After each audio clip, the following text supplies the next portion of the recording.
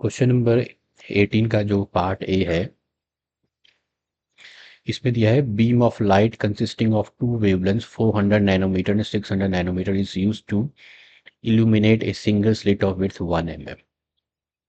Means ये single slit diffraction experiment है। इसमें एक ही स्लिट है। स्लिट विड्थ को हम डिनोट करते हैं ए से। ये स्लिट की विड्थ है। This is width of the slit which is denoted by A, और वो आपको दे रखी है 1 mm means 10 raise power -3 metre. अब यहाँ पे क्या हुआ है कि there is a beam of light which is use to illuminate it. तो इसकी वजह से अब इसमें जो ये बीम ऑफ लाइट जो है, इसमें दो तरह की वेवलेंथ्स हैं, 400 नैनोमीटर 600 नैनोमीटर की। अब क्या होता है कि इस इंसिडेंट स्क्रीन पे जो डिफ्रैक्शन जो पैटर्न बनेगा, ये डिफ्रैक्शन पैटर्न बन गया। मान लेते हैं 400 नैनोमीटर वाली तो कम स्प्रेड होंगी, तो ये 400 नैनोमीटर का जो बन गया सेंट्रल मैक्सिमा बन गया।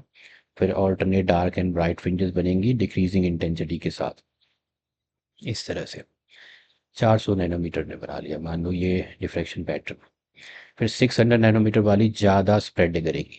तो 600 नैनोमीटर का जो डिफ्रैक्शन पैटर्न होगा, इसमें सेंट्रल मैक्सिमा कुछ ऐसे होएगा, ऐसे ऐसे ऐसे ऐसे। और मान लेते हैं कि इसका ये वाला जो था इधर, ये जो पहले वाली जो वेवलेंथ थी 400 नैनोमीटर की, अब सेंट्रल मैक्सिमा ये है। यहाँ से डिस्टेंस, इतनी डिस्टेंस पे पहले वाली 400 नैनोमीटर की mth डार्क फ्रिंज और 600 नैनोमीटर की कोई nth डार्क फ्रिंज जो है वो कोइंसाइड कर जाती है। 400 नैनोमीटर वाले की mth डार्क फ्रिंज और 600 नैनोमीटर की nth डार्क फ्रिंज जो है वो कोइंसाइड कर जाती है इस डिस्टेंस में। तो ये लीस्ट डिस्टेंस आपको फाइंड आउट करना है, जहाँ पे ये nth डार्क फ्रिंज जो है due to both the wavelengths coincide on the screen place at a distance of 1.5 metre. अब किसी भी डार्क फ्रिंज की जो पोजीशन है, पोजीशन ऑफ डार्क फ्रिंज जो है on the screen is given by the formula. Dark fringe की जो पोजीशन है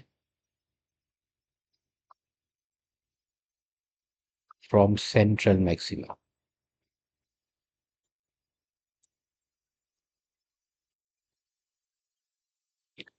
is given by the formula. उसके लिए हम लेते हैं Y N is equal to N into lambda into D by A. यहाँ ए जो है वो स्लिट विड्थ है। अब मैंने माना था पहले केस में जो 400 नैनोमीटर है, मैंने mth और nth लिया है। मान लेते हैं कि mth mth डार्क फ्रिंज जो है 400 नैनोमीटर की m इंटू लेमडा यहाँ ले लेंगे हम, पहली वाली ले लेते हैं, इंटू डिस्टेंस, ये तो सेम रहेगा, ये भी सेम रहेगा, और दूसरे की nth 400 नैनोमीटर वाली वेवलेंथ की mth डार्क फ्रिंज और 600 नैनोमीटर वाली की nth डार्क फ्रिंज जो थी वो कोइंसाइड करेगी तो ये डिस्टेंस जो है ना y और y है, ये हम इसी को बोलते हैं, ये डिस्टेंस y रहती है। ये दोनों की इक्वल होगी, ये दोनों की इक्वल होगी, तो Y M is equal to Y N है। कंडीशन हम सेटअप कर लेते हैं यहाँ पे, तो इधर आ जाएगा m into lambda 1 into D by A is equal to n into lambda 2 by D into A. D by A cancel हो गया, मेरे पास हो जाएगा m by N is equal to lambda 2 by lambda 1 जो कि है 600 बाय 400, ये हो गया 3/2। तो इसमें 3/2 के इक्वलेंट फ्रैक्शन भी आप ले सकते हो। इसका मतलब जो mth डार्क फ्रिंज थी, mth dark fringe of 400 nanometre wavelength and nth, sorry तो आ ही गया है, एंड सेकंड, मैंने क्या लिख दिया, m की वैल्यू 3 ले लेंगे। थर्ड डार्क फ्रिंज 400 की और सेकेंड डार्क फ्रिंज